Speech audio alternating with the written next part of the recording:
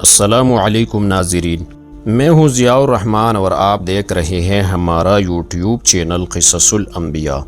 پیارے دوستو، قوم لوط نے ایسی برائی کو ایجاد کیا جو ان سے پہلے دنیا میں کسی قوم نے نہ کیا تھا، ایسی بدکرداری جس کی مثال تاریخ میں کہیں نہیں ملتی۔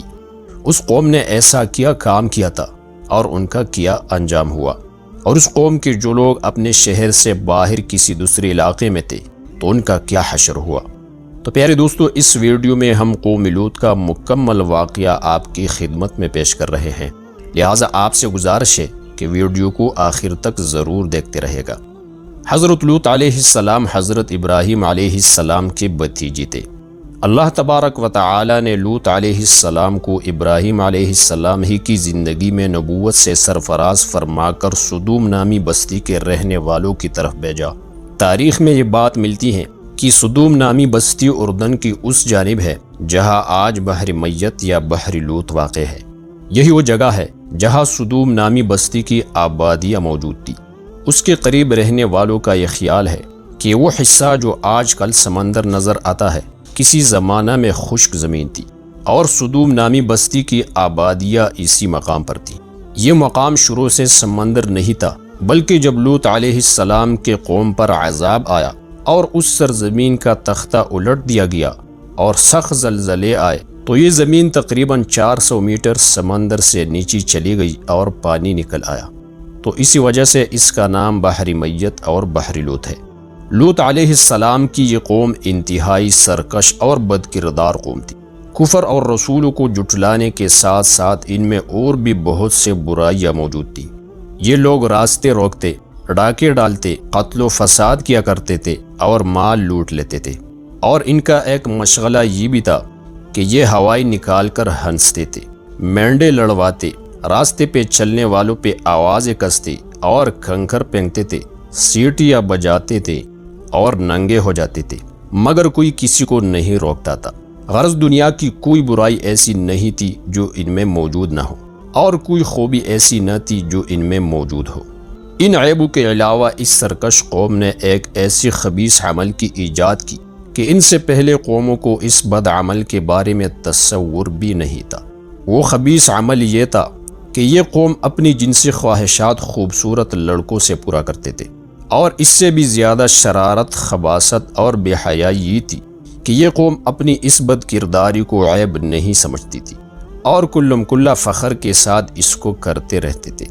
حضرت لوط علیہ السلام نے ان کو اللہ تعالیٰ کی وحدانیت کی طرف بلایا اور اپنی اطاعت کرنے کا حکم فرمایا، اور ان کو ان کی بے حیائی اور بد اعمالیوں پر ملامت کی، اور شرافت اور پاک زندگی گزارنے کی ترغیب دی، اور خوبصورت خطابت اور نرمی کے ساتھ ان کو سمجھایا، وعظ و نصیحت فرمائی، اور گزشتہ قوموں کی بدعمالیوں کی نتائج بتا کر عبرت دلائی، اور ان کو بے حیائی اور مردوں سے جنسی خواہشات سے روکا، اور ان کو بتایا کہ جنسی خواہشات اپنی بیویوں سے پوری کرو جن کو اللہ تبارک و تعالی نے تمہارے لیے پیدا کیا ہے۔ مگر ان بدبختوں پر حضرت لوط علیہ السلام کی دعوت کا بالکل اثر نہ ہوا۔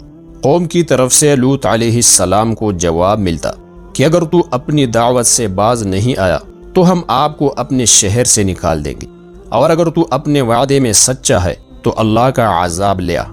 بہرحال جب حضرت لوط علیہ السلام کی نہ مانی گئی تو آپ علیہ السلام نے اللہ تعالی سے مدد طلب کی کہ اے میرے رب، ان فسادی لوگوں کے مقابلے میں میری مدد فرما۔ اللہ تعالی نے حضرت لوط علیہ السلام کی دعا کو شرف قبولیت سے نوازا، اور اس قوم کو ہلاک کرنے کے لیے اپنے فرشتے بھیج دیے۔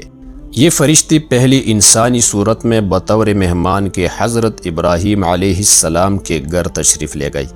ابراہیم علیہ السلام نے ان کو نہیں پہچانا کہ یہ فرشتے ہیں۔ حضرت ابراہیم علیہ السلام کا مہمان نوازی تاریخ کا ایک بہت بڑا حصہ ہے، چنانچہ حضرت ابراہیم علیہ السلام نے فوراً ایک بچڑا بون کر ان کے سامنے پیش کیا۔ فرشتے چونکہ کھانا نہیں کھاتے، تو جب حضرت ابراہیم علیہ السلام نے دیکھا کہ مہمان تو کھانا نہیں کھا رہے تو دل ہی دل میں خوف زدہ ہو گئی کہ یہ کوئی فسادی دشمن یا ڈاکو تو نہیں ہے۔ اس وقت کا دستور یہ تھا کہ دشمن یا کوئی ڈاکو کسی کو اپنا ہدف بنانا چاہتے تھے تو اس کے ہاں کھانے سے پرہیز کرتے تھے، اور جس کے ہاں کھانا کھا لیتے پھر اس کو نہ ستاتے۔ حضرت ابراہیم علیہ السلام کو اس موقع پر یہی خیال گزرا۔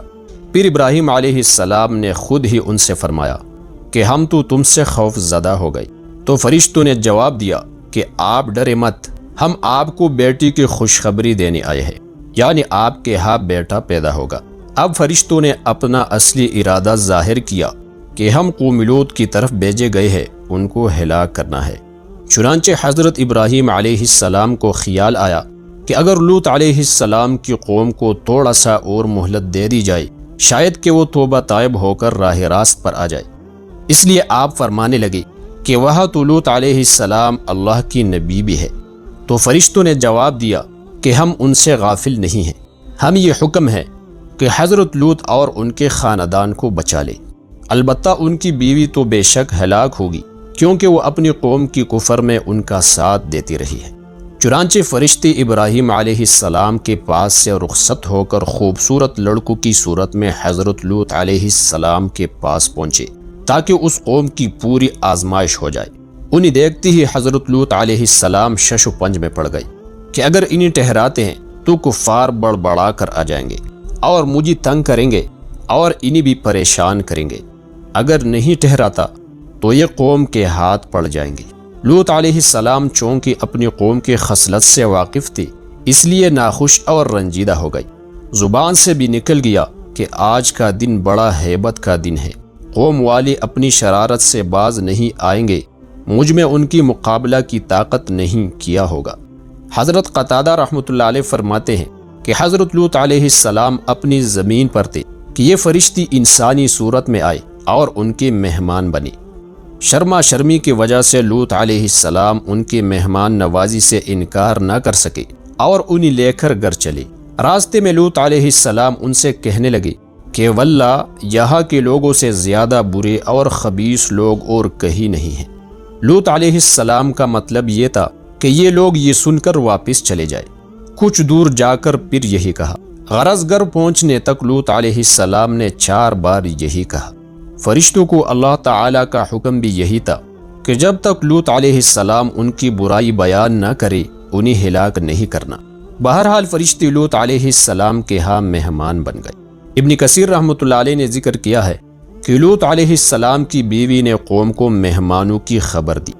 جب قوم کو اطلاع ملی کہ خوبصورت لڑکی لوط علیہ السلام کے ہاں مہمان ہے تو وہ لوگ خوشیاں مناتے ہوئے دوڑے باغے آ گئی اور حضرت لوط علیہ السلام سے ان کے مہمانوں کو لے لینا چاہا۔ اس وقت اللہ کی نبی حضرت لوط علیہ السلام ان کو نصیحت کرنے لگے کہ تم اس بد عمل کو چھوڑو، اپنی جنسی خواہش عورتوں سے پوری کرو، اللہ سے ڈرو اور میرے مہمانوں کے بارے میں مجھے رسوا نہ کرو۔ کیا تم میں کوئی بھی نیک چلن آدمی نہیں ہے؟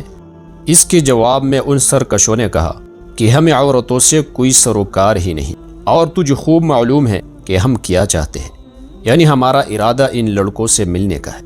ابن کثیر میں ہے کہ ان خبیث لوگوں نے لوط علیہ السلام کے گھر کا احاطہ کیا ہوا تھا اور ہر طرف سے لپکتے ہوئے آ پہنچے تھے۔ حضرت لوط علیہ السلام دروازے پر کھڑے ہوئے ان بدبختوں کو روک رہے تھے۔ ان فرشتوں میں چونکہ جبریل علیہ السلام بھی تھے۔ جب قوم نے کسی طرح لوط علیہ السلام کی نہ مانی اور لوط علیہ السلام انتہائی تنگ آ گئے تو اس وقت جبریل امین گھر سے نکلے اور ان کی منہ پر اپنا پر مارا، جس سے ان کی آنکھیں بند ہو گئی، جیسا کہ سورہ قمر میں اللہ تعالیٰ کا فرمان ہے جس کا ترجمہ یہ ہے، اور انہوں نے لوط علیہ السلام سے ان کے مہمانوں کو لینا چاہا تو ہم نے ان کی آنکھیں مٹا دیے۔ بہرحال فرشتوں نے حقیقت حال سے حضرت لوط علیہ السلام کو آگاہ کیا اور کہنے لگے، اے لوط، ہم تیرے رب کے بھیجے ہوئے فرشتے ہیں، یہ لوگ ہم تک یا آپ تک بالکل نہیں پہنچ سکتے، آپ رات کی آخری حصے میں اپنے اہل و عیال کو لے کر یہاں سے نکل جائے۔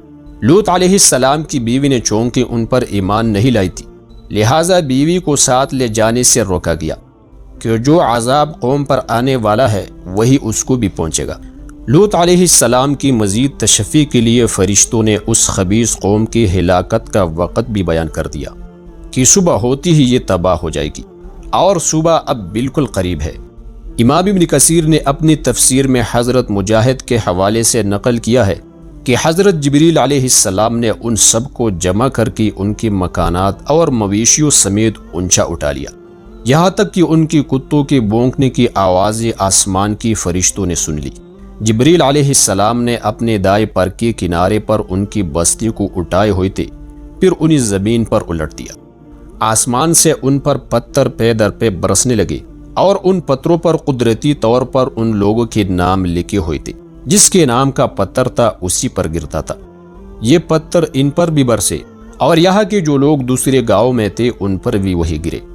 ان میں سے جو جہاں کہیں بھی تھا وہی پتھر سے ہلاک کیا گیا، ان میں سے ایک بھی نہ بچا، اور ان کی صدوم نامی بستی تہ و بالا ہو گئی اور قیامت تک آنے والے تمام انسانیت کے لیے عبرت کا نشان بن گئی۔ اللہ تعالیٰ سے دعا ہے کہ وہ ہم سب کو اس بدفعلی اور اپنے تمام نافرمانیوں سے محفوظ رکھے۔ پیارے دوستو، اگر ویڈیو پسند آئی ہے تو ویڈیو کو لائک، شیئر اور کمنٹ میں اپنے رائے کا اظہار ضرور کیجیے گا، اور اگر آپ اس قسم کی مزید ویڈیوز دیکھنا پسند کرتے ہیں تو ہمارے چینل قصص الانبیاء کو سبسکرائب کریں۔